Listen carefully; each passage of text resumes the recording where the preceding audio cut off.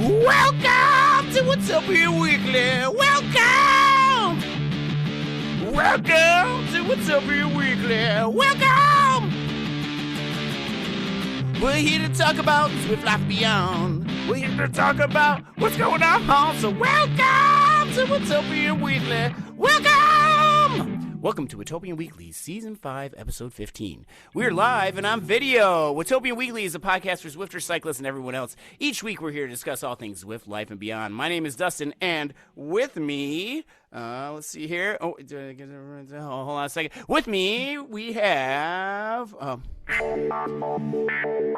Here she is, the lady who's proving to her competitors and herself that she's got nothing to prove. Because you know what? She's the boss. The force of nature, pleasing the queen of Iceni with her display of power. You know her, and so do I. Gina! Hey, Gina, how are you? Nice one. Just to make sure, she's actually the boss here. Yeah. Yeah, Mimsy's here, huh? That's awesome. That's awesome. Oh my gosh. Yeah, so cute, so cute. And who's that I see? Whoa, he's back. Dismissing his fear of what he's missing out. He's back in ZRL. Fresh off a wanton display of wattage in the FRR Tour Watopia. Going for FAL, FTS, and effing everything. Josh! Hey, Josh, how are you? Good, good. These intros are like indistinguishable from AC/DC now. Well, that's high praise there. That's really nice. That's really nice. So, Zwifters, cyclists, and everyone else. Oh, man, I messed that up. But anyway, here she is, our special guest. Oh, I messed it up. There we go. A lady who doesn't know the word off day unless it means riding a TTT for ZRL because her squad is a shorter rider. Oh, my gosh, what a day today. Oh, my gosh. Someone who eats Watts and oatmeal for breakfast. A rider of horses and mountain bikes. Oh, and who can send it whenever she wants. Smashley! Woo! How you doing, Smashley? Awesome. All right, thanks. Oh, I messed that up, man. I even rehearsed and everything. Oh my gosh. But yeah. Well, Smashley's going to be talking about things because she can actually jump. I can't jump, and we're going to be talking about this. And we're working on jumping. We're letting the wheels leave the ground on purpose this time instead of on accident. So you mean like bunny hopping? I cannot bunny hop to save my life. Bike park jumps. I'm just starting to clear some tabletops and maybe actually doing it on purpose, not just because I accidentally came into it with way too much speed and caught there and skipped.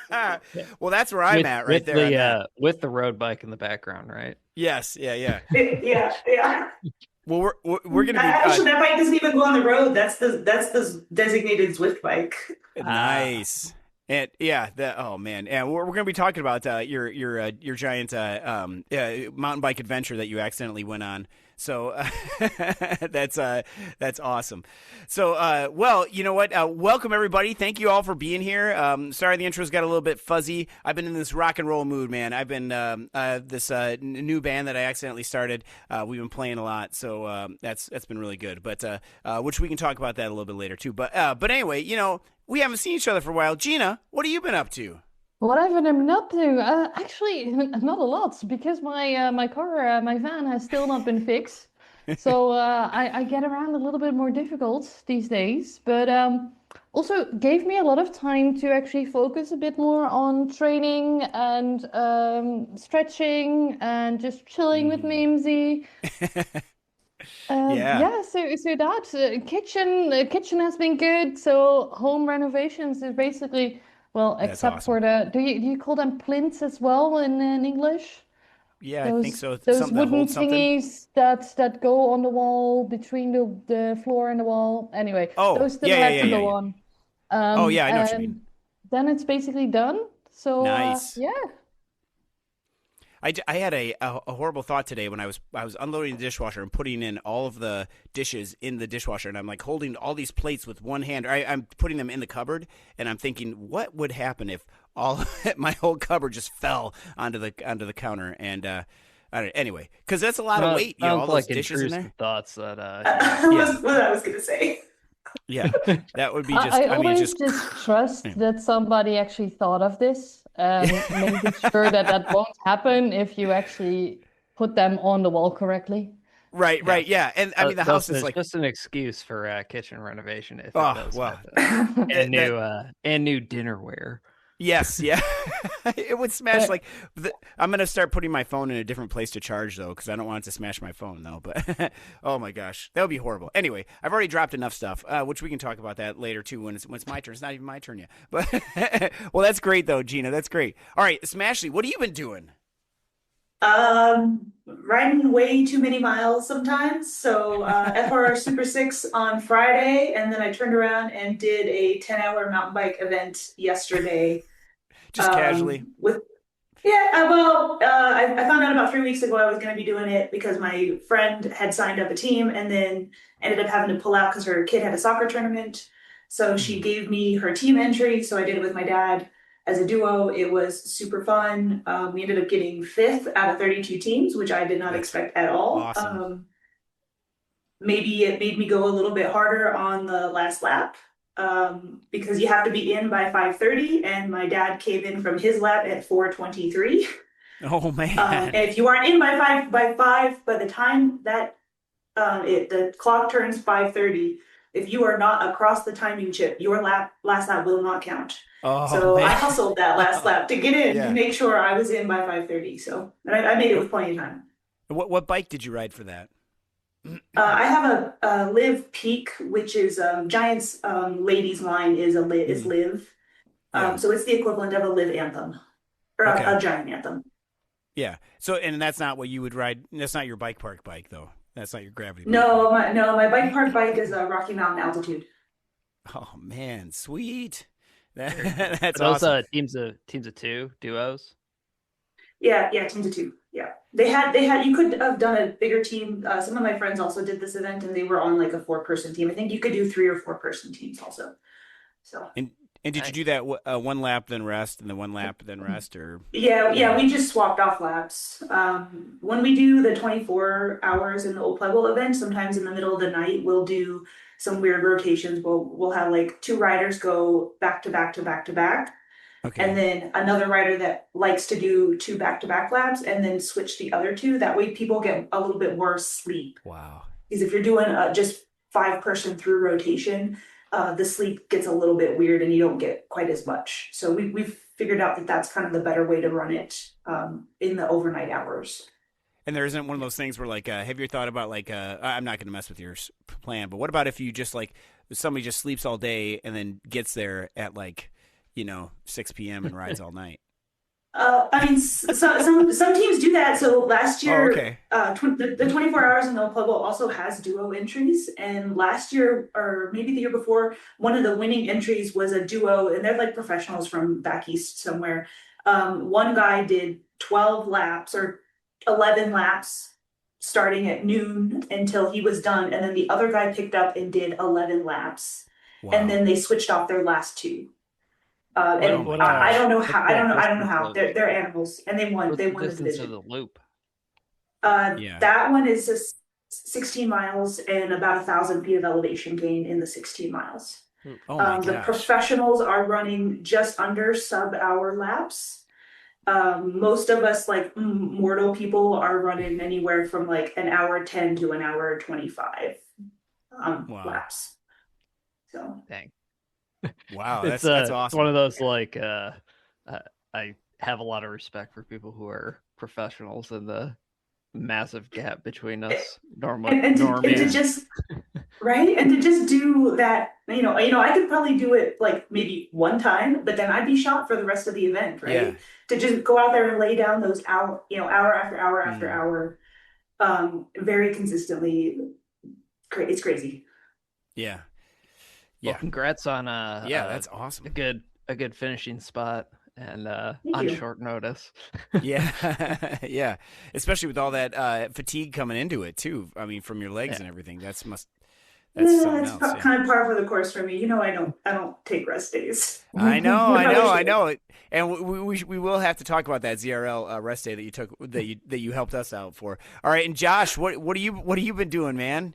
Yeah, so I've been shockingly give myself a pat on the back for Mm-hmm. actually following Coach Cat's prescribed training, meaning zone 2 and or zone 3 and rest days. I've actually been listening to that for once in my life. So Yeah. yeah, and I still hate every bit of it. I don't like zone 2. I don't like zone, sweet spot training or whatever it is. It's going to take some getting used to, but I know it's good for me and some of the longer endurance rides I plan on doing in an outdoor season. So probably for the best. Yeah. But it does make me like bored out of my mind every single time. But hopefully that'll get better. I don't think it will. And then did ZRL on Tuesday, which was an adventure. So Yeah, man. what are we in? We're in B development. Yeah, B like, development. Division 3. B3. Yeah, Yeah. B3 or something like that. But we've got big news about that, though. I mean, because Josh is back. He's back in ZRL, and he's on.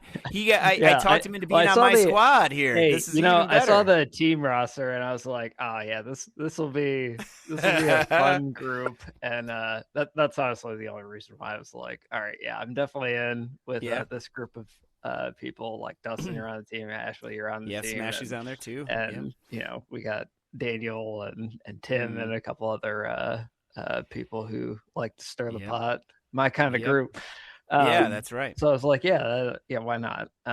So first race back on Tuesday, and came out like really well. I mean, got like first or second in both the segments.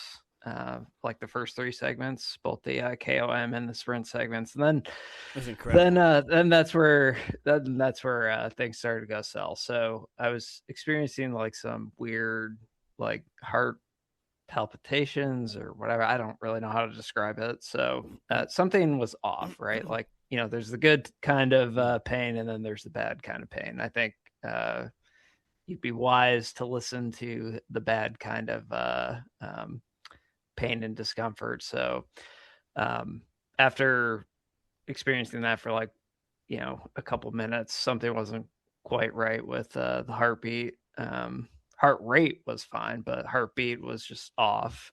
So stepped off the bike and was just standing there for like 5 minutes, and heart rate was still at like 170 and was not coming down. So decided to throw in the towel after that and call it good.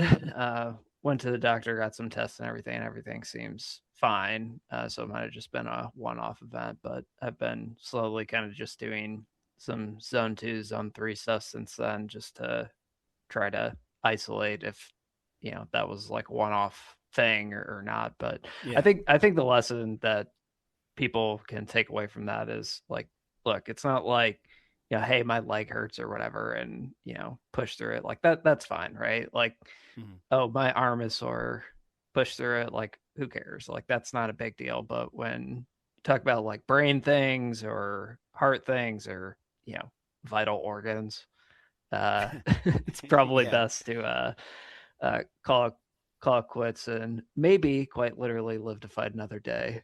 Yes.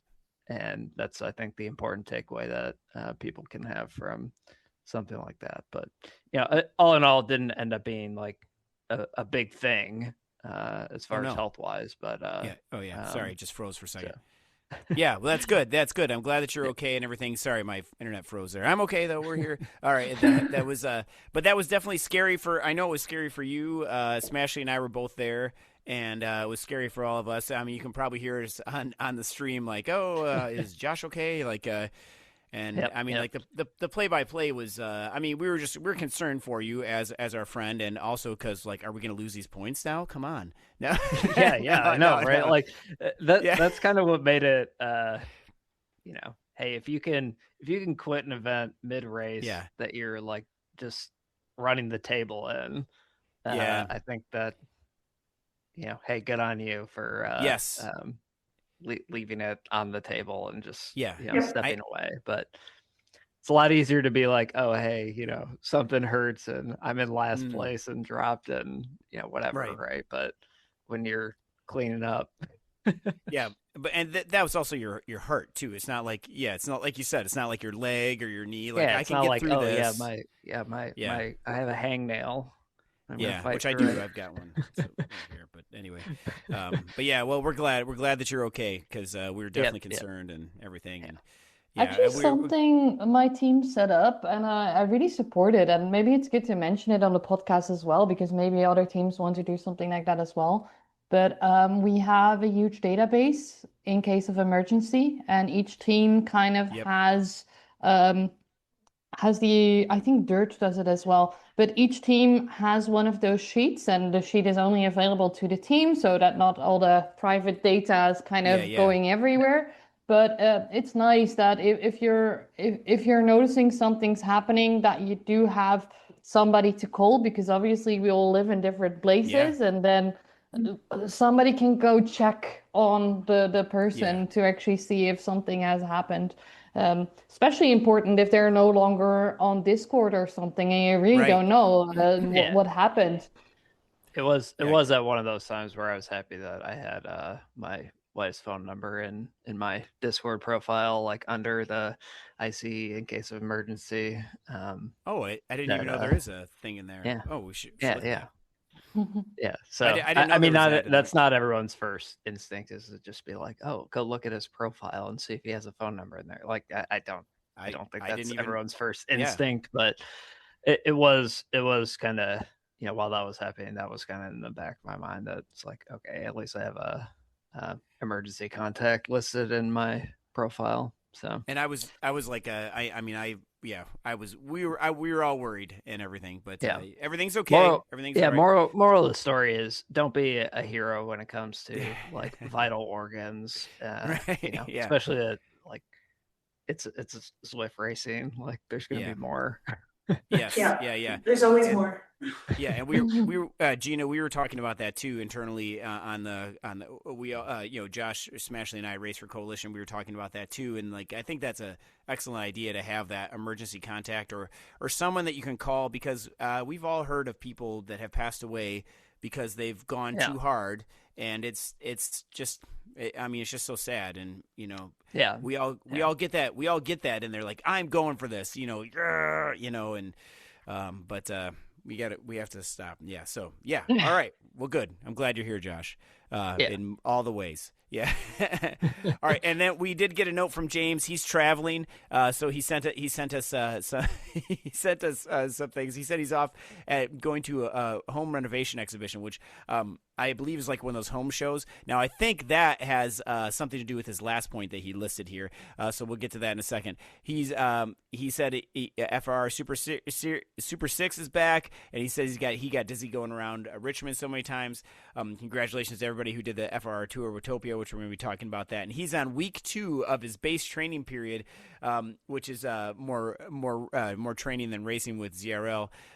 He said so, but he's got more racing with ZRL and FRR. Really, all that stuff is nice and all, but I just wanted to know like whether his wife is aware of. And that's what we're coming down to. So, so I think he is at the home renovation show for his home because his last point is he still hasn't told his family about his new bike. So I think he is trying to, bank this stuff. And so, Smashley, I don't know if you noticed, he bought himself an extremely nice new bike in blue, and has hidden it at his friend's house because he hasn't told his family yet that he bought it. So, questionable. How would you feel about that, Smashley, if someone bought a bike and I guess, I don't know. I know the lady who I live with who smells so nice. I actually already asked her about me buying a new bike, and she had some very choice words to say. As the person that currently owns 7 bikes. I don't think I'm the right person to ask. Yeah, right. Yeah, but I mean, yeah, same. I know, same. Because I would buy a bike, and I've actually tried to buy my wife a new bike. You know, I'm looking for a gravel bike right now. So yeah, there you go. Why not? Let's make it 8. Yeah, my truck I got room in the bike. garage. My truck doesn't fit in the garage even when it's empty anyway. I might as well fill it with bikes. Right. Yeah. My track bike actually went from me buying it secondhand onto the tracks and leaving it there in a locker. I don't think Jolene found out about it for half a year. They have a locker there for it. But That's awesome. you know what? We had our own money. Yeah. It was a second hand. I paid about €1,000, so it wasn't too bad. But basically, we still had our own money as well. And then later on, I said, like, I bought it. I think week 2, I did track cycling. So after half a year, I said, yeah, you see, I'm going to the tracks like twice a week. So I bought myself a bike. And I was like, then I could, you know. It's all about you can justify it, right? Yeah. Right, I could justify it, yeah. Although I bought it at week 2, but yeah, she doesn't need to know. No. I gotta say though, it is. So my wife doesn't really cycle that much. She has her own hobbies. That's fine, but it is hard to like explain, like, for instance, why a carbon wheel set is more expensive than like vehicle tires. Yeah. Like oh my gosh. Getting like brand new everything on like a vehicle. Do I understand it? No. But will it make me go like, 1 mile an hour faster? Like, yeah, that's critically important to my happiness. So but that's the thing. For me, that's not critically important, I think. But then I find different ways to justify a buy to myself anyway. Yeah. Oh, man. It's always the running joke. I'm like, whenever anyone brings up like a problem with their bike, it's just like, oh, hey, the easy solution to solve this is just buy a brand new bike. That's true. It's always the solution, right? Yeah, and everything works already. So you don't have to mess around with it. Yeah. Sorry, Dustin, we got like extremely sidetracked here, but no, that's okay. That's okay because new bike parts are on my list of things that I'm doing. I finally got to the point where I'm done the research and everything for my gravel monster, my Ritchie P29, which is going to be a G29. Oh man, it's so awesome. I cannot wait to every time I look at it, I'm like, I just want to go ride my bike. I want to go outside and ride this bike. I don't want to do anything else. But of course we have snow. It's -3 Fahrenheit right now, and it's freezing, and I'm staying inside. So, but oh my gosh, I look at this bike and I've done the things where I put it down and I'm just like riding it in the basement a little bit. I can't wait. It's gonna be awesome. So I'm going with Dior for the shifting in the back. I'm going to keep the Surly corner bar with the Dior shifting, and I'm still I'm in talks with the bike shop. We're going through prices and seeing if 1x11 would be better or 1x12 with the gearing in the front, because I think I can only get like a 38 in the front, either a 38 or a 40 in the front, and so I'm worried about. We're trying to figure out what the best range is. So, but parts are going to be ordered this 40, week. 42 chain ring. Yeah. Oh yeah, because you're using it as a gravel bike, right? Yeah, it's going to be a 1x. Okay, so, yeah. But if I have 12 in the back, that's a bit aggressive if you're using it for a mountain bike. Oh yeah. No, it's nothing, but it's going to be so fast. But it'll have like a 40 in the back, like I think 40 or 46 in the back. So that's like it's more than 1-to-1. I think I can climb pretty much anything out here, and if not, then I'll walk. But so it'll be fine. It'll be fine. But so I've been doing I've been just dreaming about this bike, and like that's one thing I definitely will say that I've purchased bikes in the winter before, and this always happens to me. But this is a bike I already have, and I still just want to ride it all the time. But anyway, I've also been trying to limit my sugar, which has been a hard thing for me because Twizzler Poland peels are one of my favorite things in the world, and so that's been really tough. And I had my first stroopwafel today that I haven't had one. This is my first stroopwafel of the year today. This is the 18th. So I've been doing okay. Well, yeah, it's been hard. So still, you've had Gina more can give this us year the, than I have. So yeah. I was gonna I've had say, none Gina, this year. Oh man. Yeah. Are you even Dutch? Yeah. No, I'm Yep. not. I'm not. My problem is with cheese.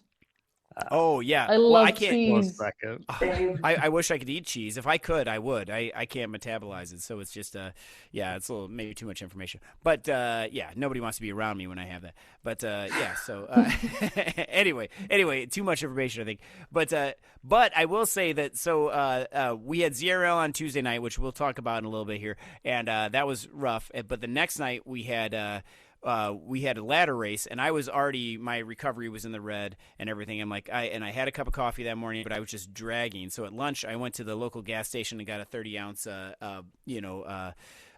fountain pop of Dr. Pepper with one shot of cherry in it. Oh, it was amazing. And I know I've been limiting my sugar, but that was what I needed. And then our team won ATP Coalition Vexus went we won against ATP Adams. So yeah, that was awesome. And that was it was over the leg snapper and everything, the Innsbruck ring. We did 2 times around the leg snapper. 1-minute power test. I know. Mm-hmm. So we went up the leg snapper, and the first time we were doing okay. We were all just together, and the group was together, and it was fine. And then on the second time around, we decided to just go for it, and we got to the top. Bryce P and our team, he was over the top first, and they had ATP Adams had, I think, 1 or 2 people up there, and we got over the leg snapper, and thankfully everything, all the power-ups were arrow. So I got to the leg snapper, hit my arrow, and then I went against my best judgment and just kept on pedaling very fast. Went down the hill with the arrow. I was able to catch up to Bryce, and then he and I were able to catch up to the first couple people, past them, and then hit my arrow again, and then just kept on going and trying to chain my arrows as much as we could. And we had plenty of room on everybody, but I still kept on pushing. But I could have done it without Bryce, so shout out to Bryce because he had to come to the front and give me 30 seconds. All I needed was 30 seconds, and I went back to the front and then kept on going. And then, of course, he beat me at the sprint at the end, which was fine. I was just if that race had been 200 meters more, I would have blown up, I think. That was all I had. That was it. And I wondered if it was because of that Dr. Pepper that made me get second. I don't know. You don't need to think? Wonder. It was. Yeah, it had to have been because that caffeine. It was. I think it's also because you had been limiting sugar, so now the that's sugar true. actually did something to your Yeah. body, right? So Yes. yeah. Yes, that's true. That's I do. true. I do trust Gina, your assessment on this, because you Yes. seem to be a lot more locked in with nutrition and things like that. And Right. Meanwhile, Dustin and I are over here unless you Dr. give Pepper. me a bar of chocolate, because that's gone Yeah. basically an hour after I get it. Oh man. But sugar, And- I'm pretty okay with, yeah. Yeah. Oh man, it was awesome. It felt good to get the team win, for sure, and it felt good to get second. And then all those PRs that show up on Strava, and I know they're kind of whatever, but it's just that made me feel good. So I was happy for that. So yeah. I think you're right though. The sugar is definitely. I'm somebody that's affected by lots of things, little things easily. It seems like caffeine and whatever. I've already had 2 cups of coffee today, which is too much, but it's gonna be great. Imagine if you can limit your caffeine as well and do then caffeine and sugar before a race. Oh my God, you're gonna fly. Yeah. I'll be up all night though. That's the problem. We race at 6:30 p.m. and that's I have a hard enough time trying to get to sleep because I feel like that's a problem. When I knew my caffeine intake was a problem, it was all right, I can have a cup of coffee before bed and then go to sleep and it's fine. Oh man, yeah, I can't do that. All right, I think it's probably about time to Yeah. cut back a little. So Yeah. now I just have a 1 20-ounce thing, which I guess is still 2.5 cups of coffee a day. Yeah, That's, that's all right actually though. not that bad though. A No, cup of no. coffee is 65 milligrams of caffeine or something like that. And Yeah. I take pre-workout or an energy drink usually first thing in the morning, and that's 250 to 300 milligrams of caffeine right off the bat. But I don't really have much more than that during a day. I'm not chugging Cokes all day long or anything like that. So Yeah, I would if I could, but it's I so would good. too, So but good. Yeah. Yeah. Well, so that brings us on to some of our main talking points here, because we have been talking about some some nutrition and balancing of things, and we need to talk about Gina and her team. And I mean, Gina, the Tour de Boudicca, this is incredible. The people, we're going to leave a link to Gina's, Gina's YouTube link is going to be at the bottom of this other thing. You got to check it out. I've watched some of this, and like my favorite is the end of the QOM where you're going up. Well, first off, the Castle QOM, I have this in there. That is horrible. Yeah, I don't like that one. That is the worst one on Zwift, I think, for me, because it's just the drag. It's just draggy, and I know there's other ones. For me, it's not the castle. It's the temple that actually comes after. Yeah. Oh, yeah. Because it went castle, then temple. But I find like the temple easier. Anyway, but go ahead, Gina. What was it like being? You were in the leader's jersey. Come on. Yeah. So Tour de Boudicca is like the small version of FRR, I would say. Like it's 3 days of racing, only a weekend. I talked to my coach. I really wanted to do FRR, and I also really want to do the one in February, but I didn't get the go-ahead. I get it. I'm struggling with long COVID. I can feel okay right now, but if I push it too far, I know what will happen. And I think she was absolutely correct, because after the 3 days of Boudicca, I have to say I was done for, and I needed like a good weeks of rest. Even though I also did ZRL TTT, I think was after that. Yep. And I actually performed really well. But after that, I really needed to tone it down a little bit to get the body back in balance. But I didn't expect what was happening, because day 1 and day 2 were very sprinty. Day 2 were even mini races, and like each race you could get the 100 points at the finish.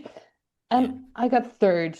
And then on day 2, I got first. And then another second. And then another first. And I was like, what the heck is happening? Like, what's happening? I thought I'd lost my sprint. And then I was just so hyped up. So I got to start day 3 in the leader's jersey, which was pretty cool. The only thing was it felt like an imposter syndrome. Like, is that really me? Like, yeah. It wasn't the normal jersey I was wearing and wearing all the time, so I didn't recognize myself really. But it was so cool. And then my team also knowing what a year I've had, like I've talked about it on the podcast as well, with the long COVID, having to step away even from racing for a while. They were all like, okay, we're going to go full in, because we're basically, you've gotten the team so much points, and then some of my other mates as well, that we can basically lose some points and get you to the leader's jersey and still win the team competition. So they were kind of like making a front around me, because they really wanted me to survive those hills. Which I almost didn't, but in the end I did. So Larissa and I think Verona actually brought me back to the front group, and the front group also really, really eased off after the temple, which was very helpful for me. I got back in, I was fighting with one more, and excuse my language at the end of the stream, because it was a 2-up sprint. My legs were already burning. Yeah. And we were kind of trying to, because Louise Deek, who I was fighting with, she actually seemed to be falling out of the group a little bit. We don't know what happened there, so I told my teammates to push it. And then Louise Deek basically was on our wheel all of a sudden. So unfortunately, that plan didn't work out. But I shot an arrow already, and Louise came from the back, so she won that. And I had to sprint with everything I had, legs burning. My RPM wasn't going up anymore, and she won it. And I knew that we were super close. I knew we were super close. So I really didn't know if I got it or not. So I was kind of mad at myself that I told the team to go and I'd shot an arrow already. I should have just been on her wheel fighting directly with her. Anyways, in the end, after that, I was laying in my bath, trying to recover as best as I could with my protein shake already. And I opened it up and I started going through Zwift Power and like adding up all of her times and seeing I got it by, what was it, 0.02 seconds? Oh my was gosh. my lead in the end. Oh my gosh. That was so close. 0.02 something. It was nothing. It really was nothing. Yeah. But I That's I crazy. just did enough to Oh my keep the gosh. jersey and Super win. crazy. It was That's super so crazy, close. but it was so cool to just see that I can still sprint. And now that my base is kind of back up, I also have enough left in the tank to sprint. So I love that. And it was very exciting and very cool also to see the team come together and support each other and get the team win as well. Yeah, that's Yeah. awesome, Gina. Yeah, if people who haven't seen that, yeah, it's definitely worth it just to skip to the end and listen to Gina. Because I was watching that, it's like, oh my gosh, it's just absolutely impressive. Congratulations, Gina. Yeah, you earned it. You deserve it. Yeah, it was awesome. That was so cool. Yeah, because I when I was watching, when I was jumping around though about the jerseys, I'm like, that's not Gina's jersey. Like, wait, that's Gina. She's in the yellow jersey. That's awesome. I was in the Queen Bee jersey. Yeah. Yeah. That's awesome. Oh my gosh. Well, and so now we're gonna talk about fueling and everything and balance and everything too in a second, because I want to hear from Josh and also from Smashley here, because the reason we have them both on here is because they both won the FRR green jersey for the Tour of Watopia, which is no small feat at all. So So first off, let's and Josh, I think you did a supercut already of yours, right, of all your videos and stuff like that. So yeah. You posted that, and it's with some great music on there too. By the way, that's awesome. But but Smashley, can you talk through some of how you went through and how you attacked some of these? How did you plan for such a long stage race to do just to get the green jersey? I guess, does that make sense? Yeah. What was your strategy? Carbs, a lot of carbs. So I'm someone who tracks my macros like every day. Mm-hmm. So I'm pretty in tune with what it takes for my normal like training, but I knew, because I did the Tour of Britannia as well, I knew this one, I needed to up my carb intake, that I was not quite fueled properly for the last one. So I upped my carb intake from like the 290-ish I do every day to like 450-ish a day. Wow.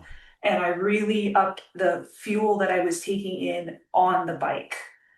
Because some of these stages are super long. Like we had the first stage was like 2 hours and 15 minutes or 2 hours and 7 minutes or something like that. Yeah. Super long. You have to be intaking fuel on the bike. So I had high carb mix in a bottle. Plus I made sure that I ate carbs before I got on the bike. As well, and then making sure that I fueled properly after, because you're also fueling for the next day of racing, right? And so by the end of every day, I was having to have a double bowl of cereal before bed to cram in the extra carbs that I needed, because I hadn't hit it, because I don't normally eat 500 grams of carbs in a day. It's like, oh shoot, I'm only at 400. I need some more. So the bowl of cereal was what sounded good, because I was already super full. So, wow. And I think that made a lot of difference in being able to repeatedly attack the sprints, right? Because like the last stage, Josh, those sprints were so long. They were all like 30-second efforts, right? It was incredible. 4 sprints of like 30 seconds plus was not the play. Yeah. Right. And you're already like, you're mentally thinking about doing those 4 sprints and then epic KOM and radio tower KOM. Like those are in the back of your mind as you're doing these anyway. At least they were in mine. And you also had the virtual broom wagon too, which was if you didn't hit a certain time, right? They were gonna did it take away your points, or did it just cut them? I'm salty about BBW. Did it cut your points though, or did it take your points if you missed it? Yeah. It did. Yeah, you lost like 20 points or something, right? I lost 20 points for getting 7 seconds over the VBW and the ITT after doing like 98% of my FTP. Oh man! So for the whole race. So wow.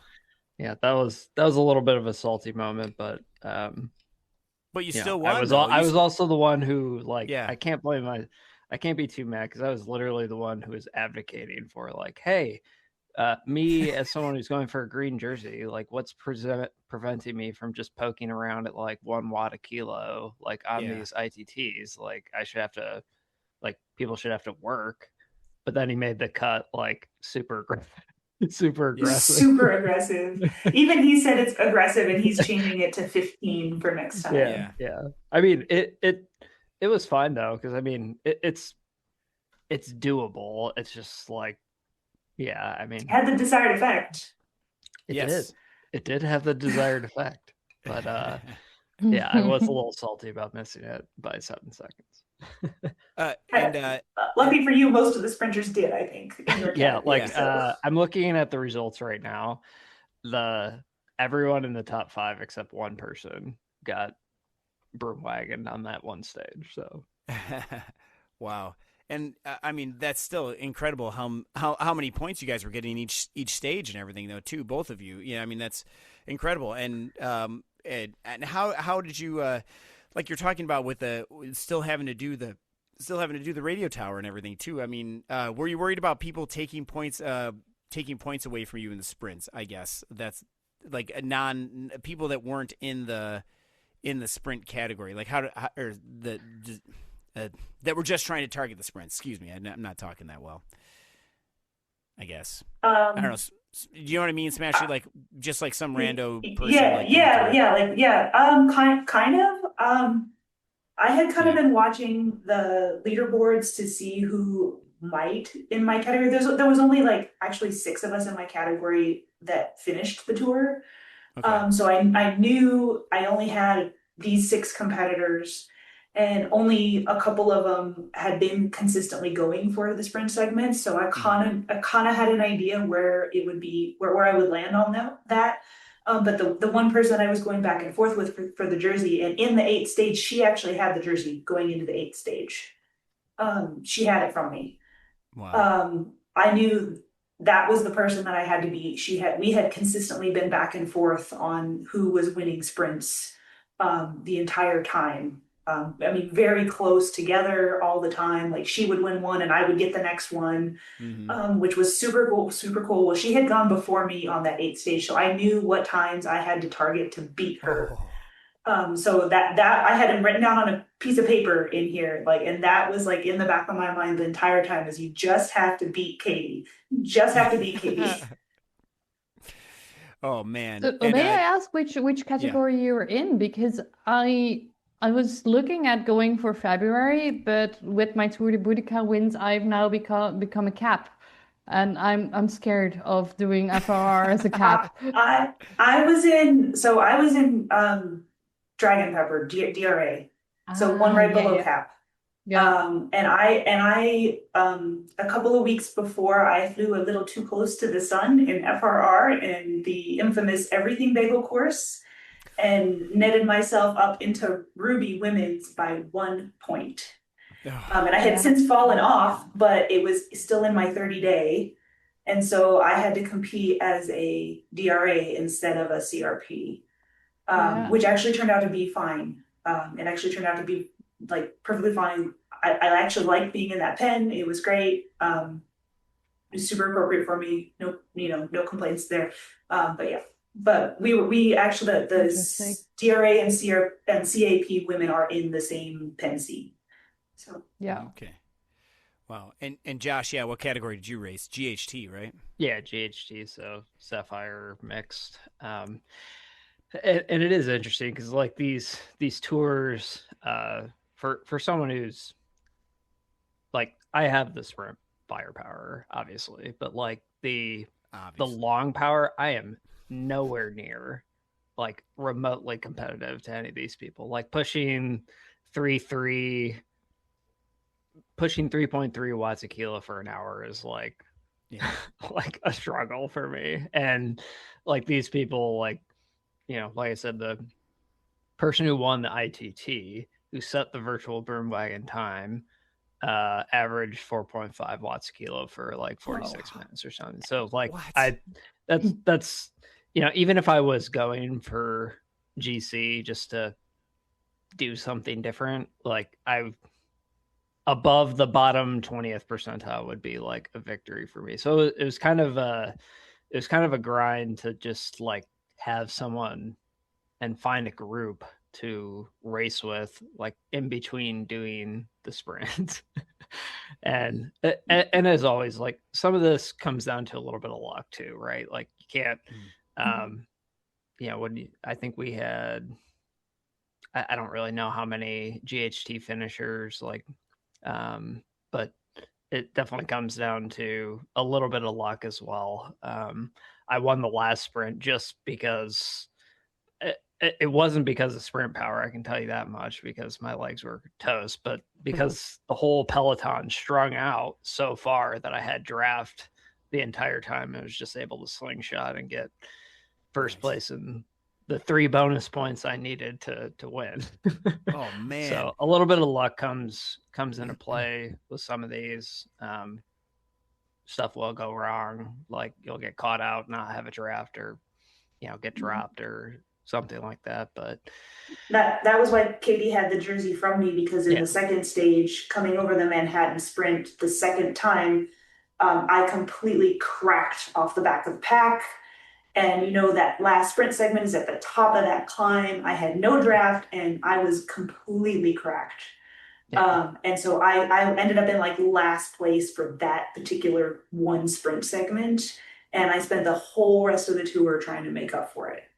Yep. Wow. Yep. And like I know when the initial results came out too of my race, like the guy who I was competing with in second, he was above me by a couple of points, but the later pens had enough people who finished in between us to like widen the gap enough that like won by 3 points. So again, some luck involved with this, but oh my gosh, these are all close finishes, by the way. Yeah, I mean, yeah, 0.02 seconds for Gina.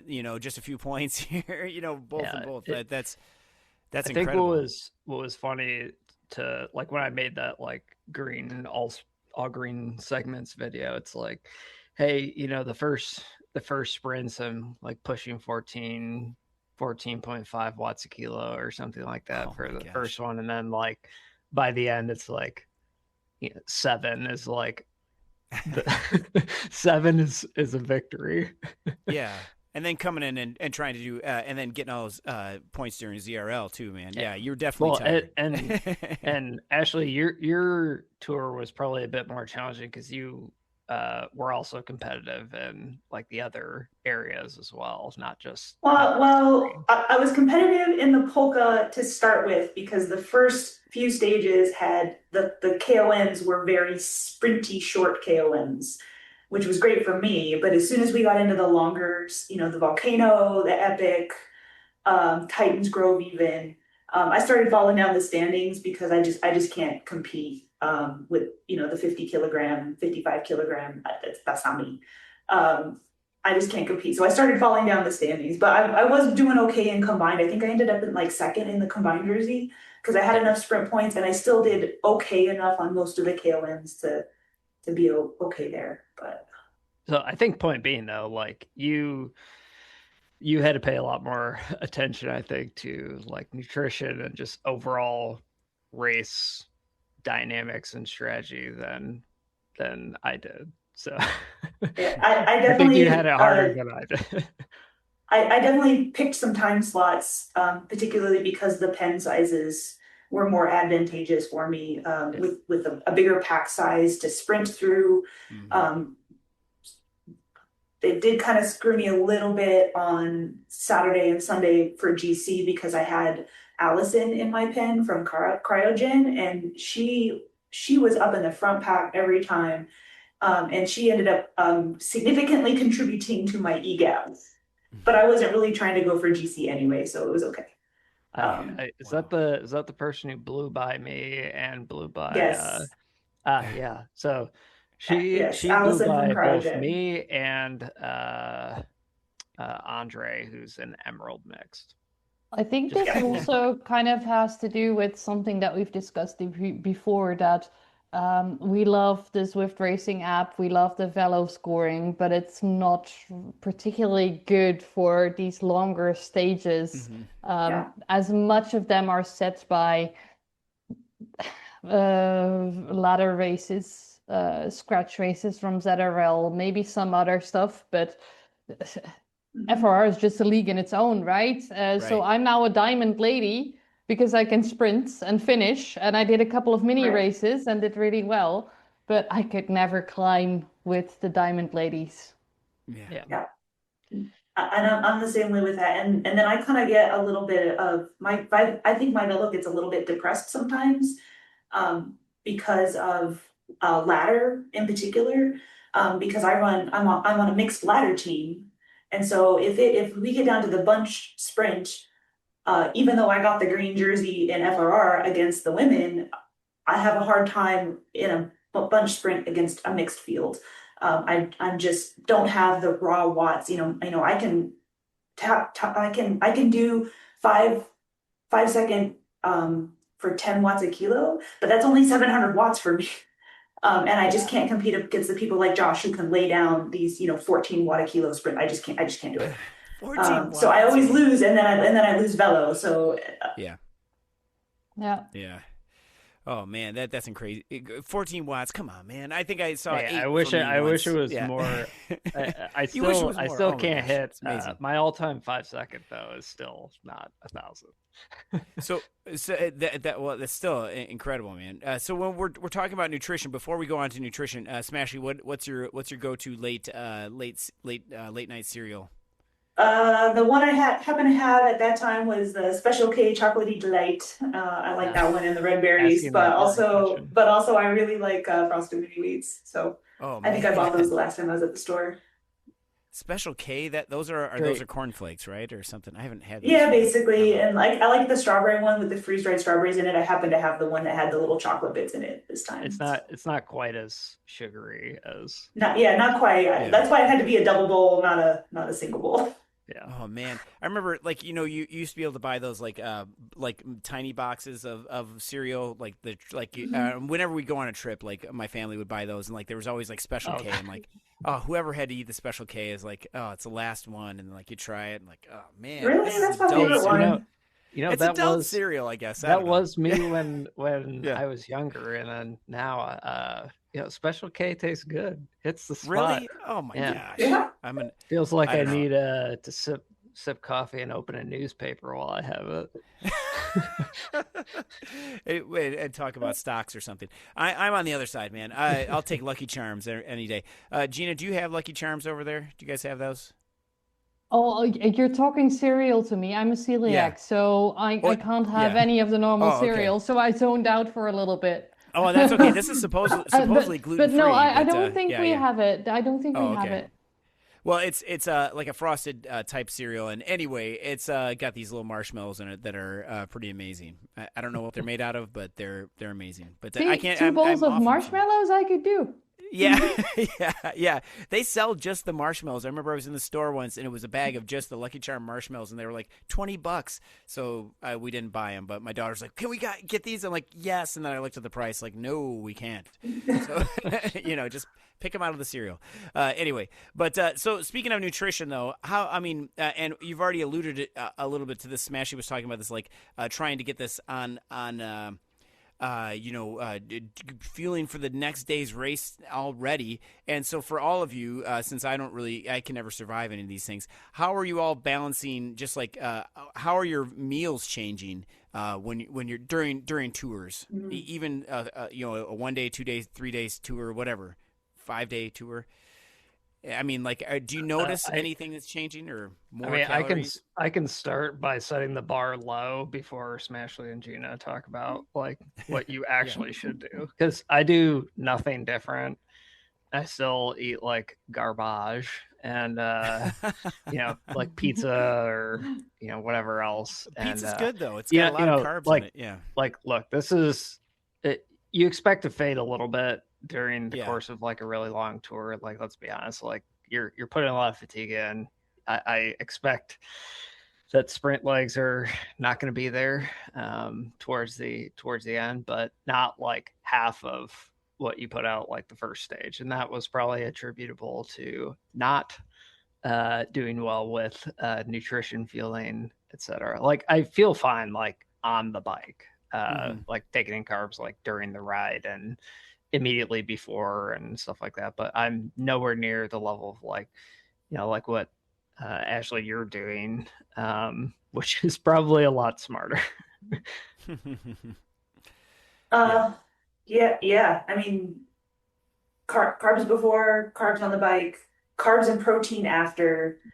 I tended to ride midday-ish most of the time. I think a couple of stages I did do the early morning shift just to ride with Brian and Randy over the weekend, the first weekend. And then kind of just try to do normal meals for after lunch and dinner, but making sure I had lots of carbs and that I was also adequately intaking protein. I do a lot of lifting at the gym also, so I'm super like got to get my protein in every single day just to make sure that because I don't want to have muscle loss because of this. I already took the week off from the gym just to do tour because I knew it was going to be too much to try to do both. Wow. But I still wanted to get that protein in every day. So I think that is kind of where I was at. Wow. I Yeah. think So for me, moral of the story: don't listen to me. Listen to Yeah. For me, it depends a lot on which time I'm racing. So Boudica, Okay. obviously I didn't have a choice, so I was riding late. And what I would actually do is what you would normally have for dinner, I would actually have for lunch because I didn't want to have the big meal, like the heavy meal of the day, 2 hours before my racing. So I actually switched out a little bit of my normal thing. But same. Normally, I also track, by the way. I don't do it to be super, like I have to have this amount, but I just kind of want to see what I'm getting into my body. Am I doing it correctly? Am I getting enough protein in? Yes or no? Am I getting it? Just wanted to make sure that I don't underfuel because that's something that I figured out I was doing and that was actually not fueling my rides correctly. And then I would also get the cravings in the evening, like the bad stuff, the sugary stuff that I really want. And the reason for that was actually underfueling. So that's why I started tracking, and it really works for me. I don't care about the 200 kilocalories more or less that I have on a day, as long as I kind of get the protein in, and that's the most important part when I'm building right now. But then indeed, when racing, I think it's also important to keep looking at the carbs and to actually do that and think about when am I racing, what kind of food do I actually race well on, because I also know that, for instance, I love myself a goulash, but it's not something I should eat on race day because it has tomatoes, paprika, bell peppers, onion and stuff in it, and I won't race as well. And I can better do clean on a racing day, so just rice, chicken, broccoli or whatever. That to me, my body handles that better if I know I have an effort coming up later in the day. And then indeed, if I race in the evening, get the heavier meal earlier on the day and then have the race. Also for ZRL, we're 7:15 my time. I have my dinner at lunch, and then when I come home, I just top it off with something that's a little bit more high carb, and can even just be as easy as a toasty with curry, but that I ride well on. Yeah. Yeah. All right. Yeah, that's interesting. Yeah, because I try and eat a big meal for lunch on the days that we're racing. And Dr. Pepper, yeah, but on the days that we're racing, just because it's for that same reason. Because I struggle so much with eating right before a race, or even eating on the bike, even drinking on the bike sometimes is hard. So I have like an energy drink or something that's got carbs and stuff in it while I'm riding, but it's sometimes hard for me to just remember to do it, I guess. I mean, there's lots of times where whoever's running the squad will say, "Don't forget to drink," and like, "Oh yeah, I got to drink," stuff. So I don't know. I got to get better at that. Well, this is interesting. For what my about squad, I'm usually that person who reminds people to drink. And I wanted to say something about the carbs in the drink. I think for me, that's been a game changer. Gravel racing, actually, and then also multi-day stages is something that I actually love most. I think the gravel race I loved most was the 3-day race in Sweden. And when you're bouncing around on the bike and then you got to follow wheels and you're going up or down, and that's basically it's so much easier to have your carbs in your drink than it is to actually take it. Still, when you're on a flat bit of road or you're on the road for a little bit, you still try to get like the extra gel in. But you can train your gut quite a bit. You can even go higher in the carbs in the drink if that's easier for you than having to have nutrition. And coach, go ahead. The 10-hour race that I did yesterday, the mountain bike race, I did 5 laps. I did track everything just because I wanted to see where I landed on as far as nutrition on the bike. During the whole 10 hours, I intook about 300 grams of carbs just in liquid calories on the bike during laps, or frankly, before and after, mostly because it's hard to drink on a mountain bike ride anyway, but I did have them in the bottle. And then about another 350 grams of carbs in between laps in the form of real food. So I was about half and half liquid carbs to real food. Wow. Yeah. And for intake timing, I was on the Coach Cat ride yesterday, and all of their coaches were kind of reiterating the point that like timing doesn't necessarily matter too much, and studies back this where like, hey, if you're shooting for X amount of carbs an hour, right, it doesn't necessarily matter if you take all of the 100% of those at minute 1 or disperse those out through various points of time throughout that singular hour, as long as you are hitting that target in that hour time frame. The science supposedly kind of backs that it doesn't really, it's kind of a moot point. So, obviously with outdoor rides, there's a bit more risk at times with like taking your hands off the handlebars, or like you're in a sketchy pack that you don't want to not pay attention to. It's a lot easier on Zwift to get nutrition intake, but I think that's a good note for that was a good learning experience for me, or I did not know that. So good to know. That's good. Well, then how about definitely one of the things that I still want to note when I was doing FRR, one thing that I used to do a lot is, I think the week before or the weeks before, I would do a lot of meal prepping for meals that I can actually put in the freezer.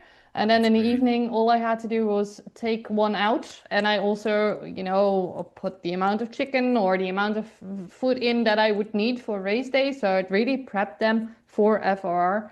And I had to work at the same time during the day. So it was just, it was so much easier to think about fueling before the week already and not during the week. So have your stuff ready to go, know what you would likely need, get everything also carb-wise at home that you would like to snack on in the evening, if that's cereal, if that's licorice, because that's what I usually go for. Get it at home, so you have the stuff at home to do it all correctly and not have to think about it last minute.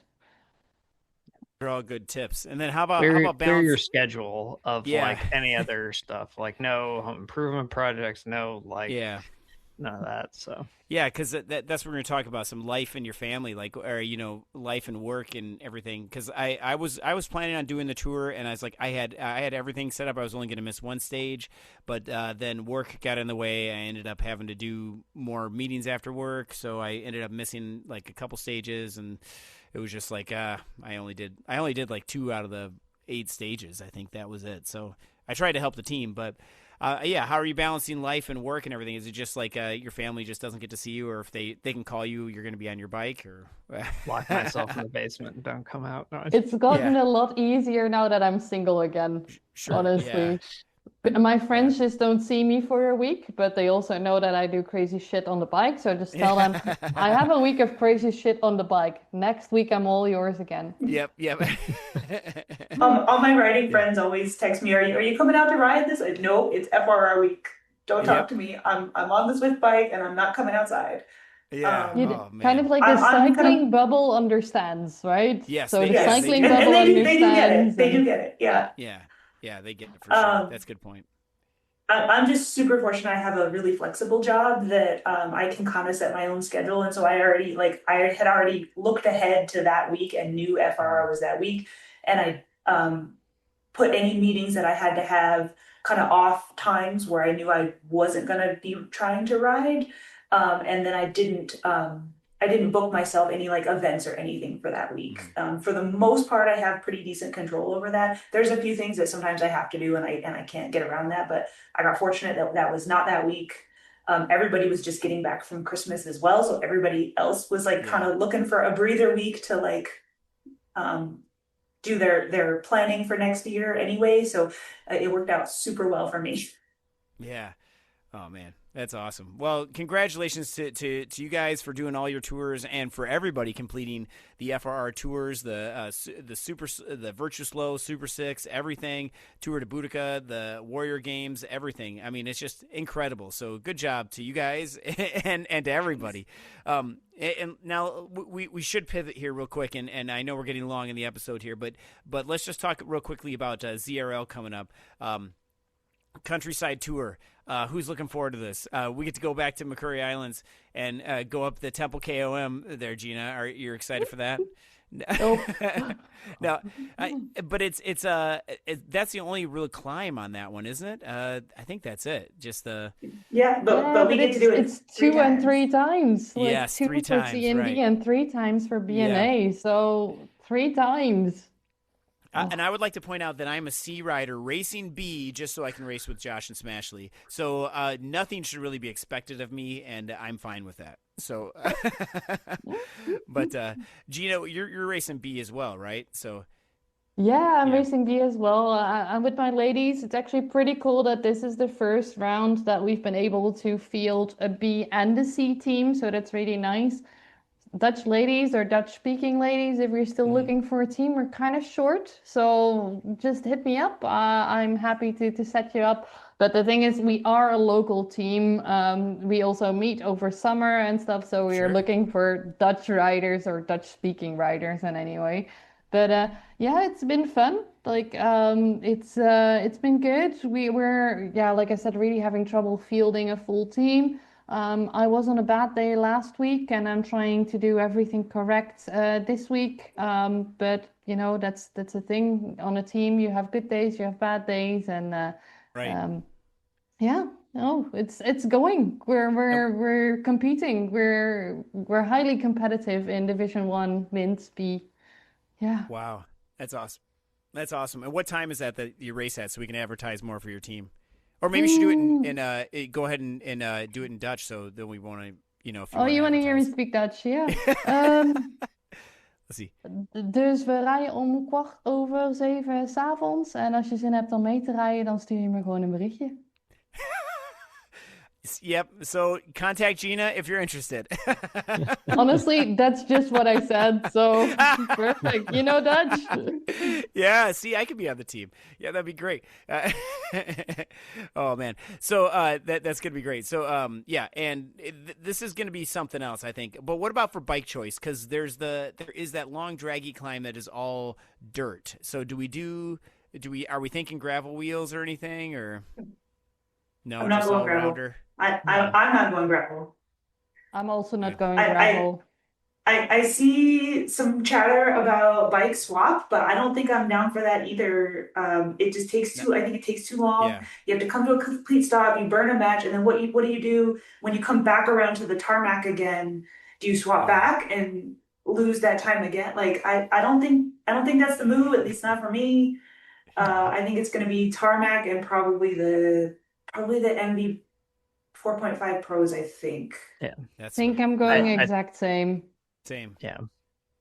I think you'll have to be mindful about other people who are on gravel bikes though.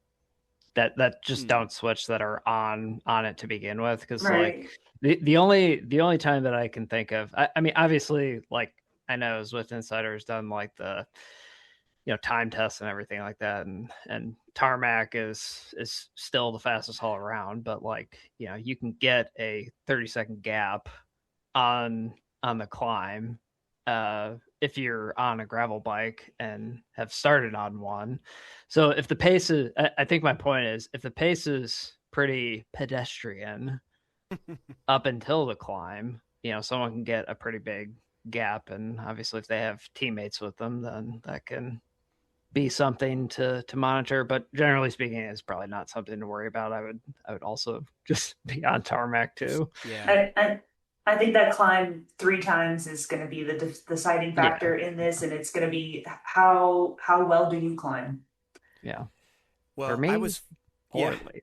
I was 4th to last time, so I wasn't last, which is that's good. But that was pretty tough, and I think what I will do is if I am way at the back and by myself, then I will switch. But because why not, right? Especially on the last lap. But I hope to not be there, and my goal is to get back up into B properly. But and I will probably, but after the last race. But that's just how it goes. But Temple's a good one for setting a Z map.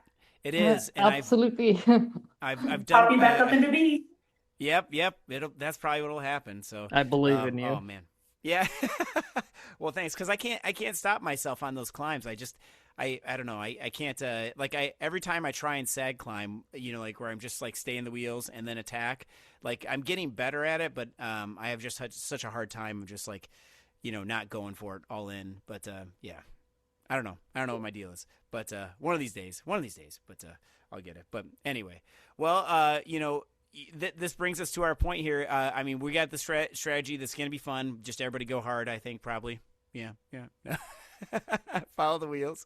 But well, thank you, everybody, for coming on here, for Smashley and for Gina and for Josh. Thank you, everybody, for being here. And thank you, everybody, for listening. Before we close, though, anybody have any big shout-outs they want to send out? Anything? Smashy, you want to start off with some shout-outs?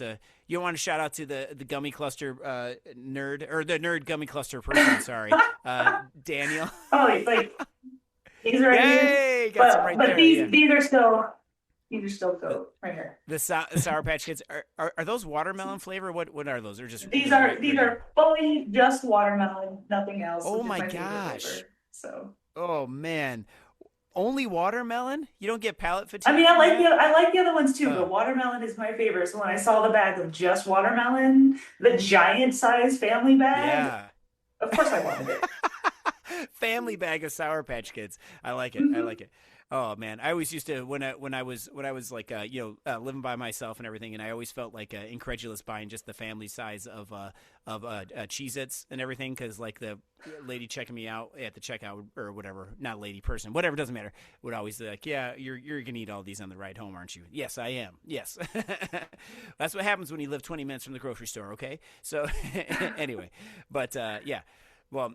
Yeah, well, I've got to give a shout out to Vexus and give a shout out to Epiphaby there, all over our team there. Yeah. We're gonna be this is gonna be something else. So yeah, people better watch out, I guess, right? So I've got to do another shout out to Mimsy then, who is always very comfortably heating my lap, after big races. Oh man, yeah, that's got to feel nice. Yeah. What does your cat do while you're? Does your cat stay around the trainer at all, or? Stare judgmentally at you? Sometimes, most of the time, she's in the same room, and then she lays on the same spot that she's laying in right now. I once tried to get her on my stream, so get her closer to the bike, but she didn't like the feel of the wind of the fans. Oh yeah. So yeah. So usually she's here, or sometimes she goes back to the couch or to one of her other sleeping spots on the scratching poles. My dog finally she's a puppy still, and she finally has like I'm trusting her now to like she'll come downstairs and she'll like look at me, wonder what the heck I'm doing, and then go like chew a toy or something. But in the past she's like come down and like wonder what the heck I'm doing, and then just start destroying things, because like you're not paying attention to me. But she's finally getting to that point, so I'm super happy about that. And we haven't heard from her at all. I'm sure she'll be barking here any second now. There's going to be a squirrel or something outside. Squirrel. All right. Anyway, well, ladies and gentlemen, thank you so much for being here, and thank you to everyone listening this week and every week. Please be sure to check us out on the Discord server, and you can send us any recipes or anything like that you would like. Send us an email at watopianweekly@gmail.com. Someone on staff will get with you probably 2 weeks to 3 weeks. Thank you all again, everyone, and you know what? We'll see you in Watopia. Woo! All right.